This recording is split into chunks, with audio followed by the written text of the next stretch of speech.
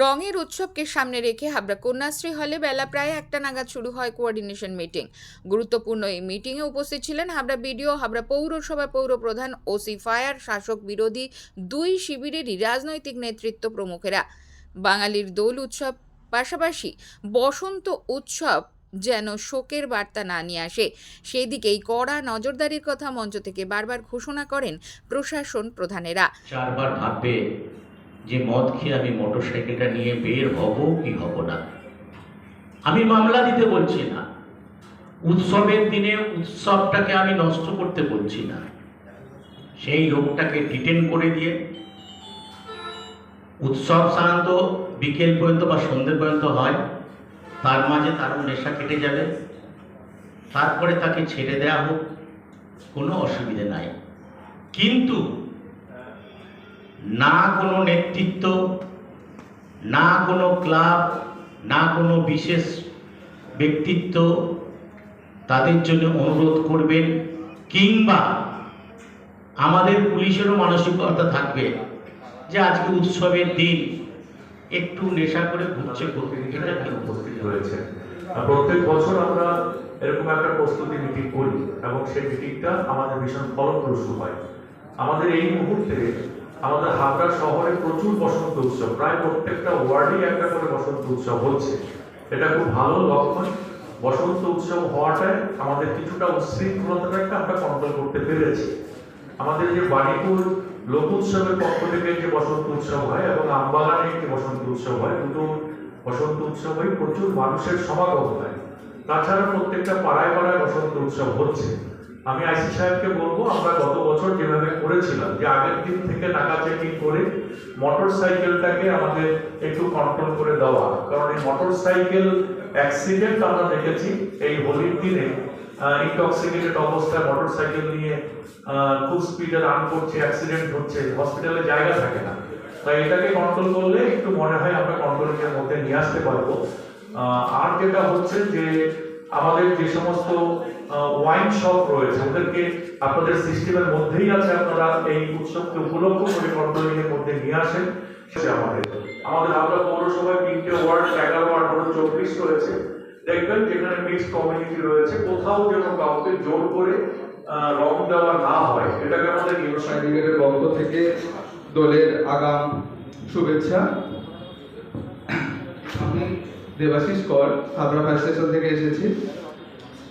আগামী যে দোল উৎসব রয়েছে, বিশেষ করে 2 তারিখ, আমাদের কাছে একটা খুব ভাইটাল দিন আছে।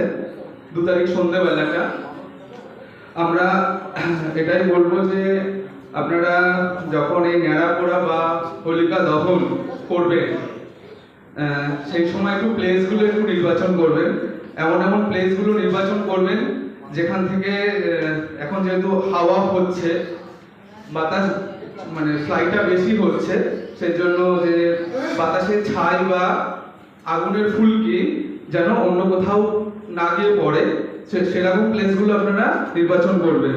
এবং তার সাথে কোনো মন্দির, মসজিদ এবং গির্জা এগুলোকেও আপনি অ্যাভয়েড করবেন, যে যেখানে আমরা মানে হোলিকা দহন মানে যে বুড়ির ঘর করবো সেগুলো যেন আমরা না করি।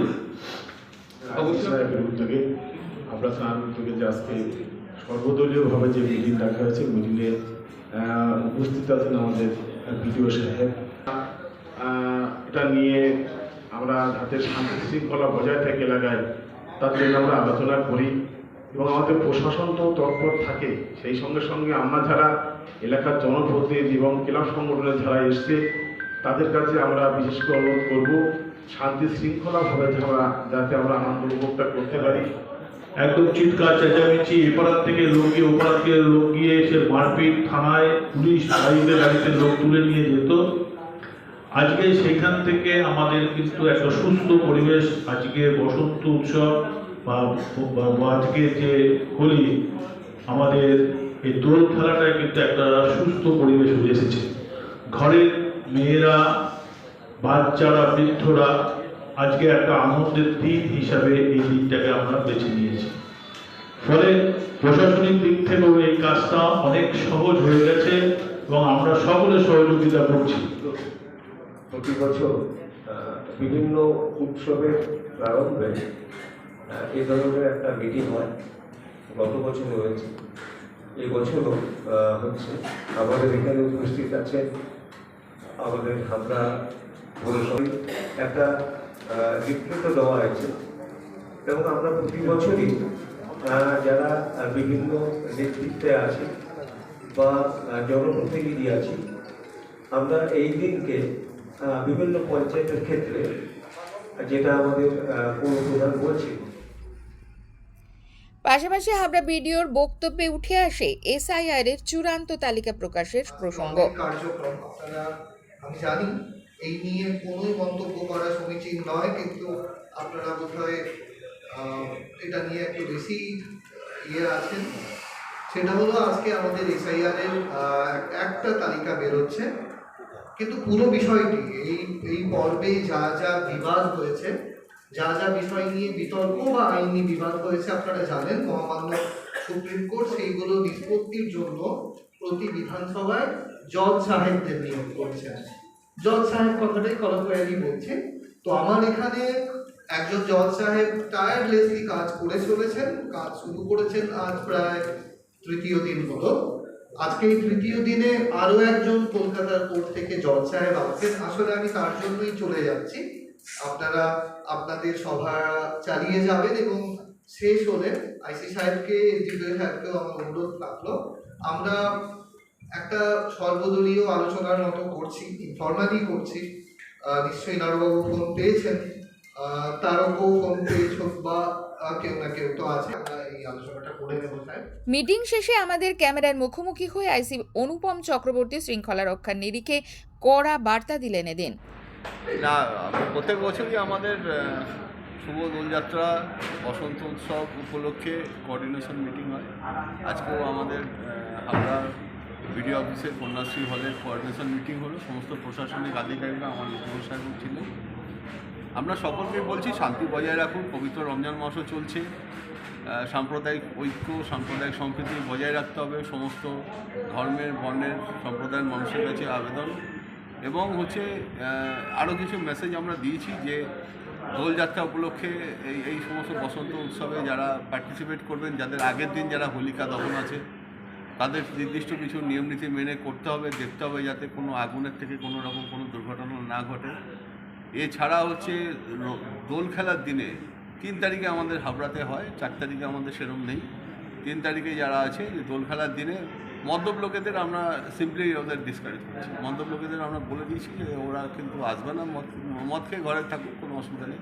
কিন্তু বাইরে গিয়ে রং খেলার ক্ষেত্রে কিন্তু আমরা সম্পূর্ণভাবে তাদের নিষেধ করছি। প্রচুর পুলিশের অ্যারেঞ্জমেন্ট থাকবে বিভিন্ন জায়গায়। তার আগে থেকে আমাদের স্পেশাল ড্রাইভ আমরা করব। স্পেশাল ড্রাইভে আমরা সেক্ষেত্রে দাঁড়িয়ে আমরা বেশ কিছু আমাদের প্রিভেন্টিভ অ্যাকশান আছে, সেগুলো আমরা নেব, সেগুলো আমরা বলেছি। এবং on the day of event, that is 2 তারিখ এবং 3 তারিখে পুলিশের প্রচুর পেট্রোলিং থাকবে।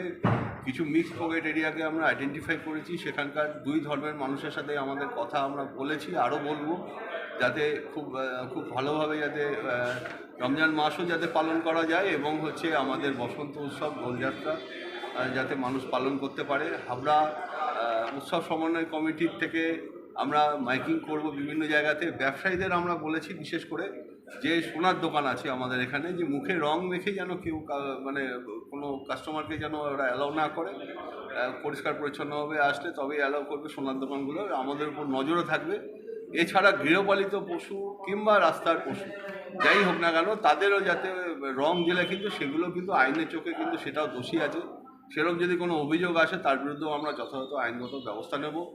মদ্যপ অবস্থাতেই আমরা বলেছি পুকুরে, নদীতে কিংবা দিঘিতে যেই থাকুক না কেন সেগুলো নামা যাবে না। এবং সিম্পলি মাতাল বাবুদের আমাদের একটুখানি অফ রাখতে হবে, সেদিন খুব পরিষ্কার আছে। আচ্ছা, অনেকে বাইক চালায় মদ্যপ অবস্থায়। না, বাইক তো তার একদম লিগাল প্রভিশন আছে, অ্যারেস্ট হবে, বাইক সিজ হবে, বাইক ছাড়াতে পারবে। যেমন কথা তেমনই কাজ। সন্ধ্যা থেকে শুরু হয়ে গেল হাবড়ার প্রধান সড়কে নাকা চেকিং।